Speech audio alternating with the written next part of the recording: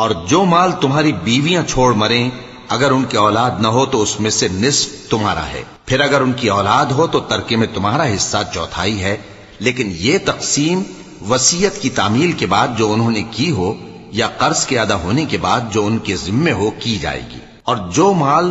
تم مرد چھوڑ مرو اگر تمہارے اولاد نہ ہو تو تمہاری بیویوں کا اس میں چوتھا حصہ ہے، پھر اگر تمہاری اولاد ہو تو ان کا 8واں حصہ ہے۔ یہ حصے تمہاری وصیت کی تعمیل کے بعد جو تم نے کی ہو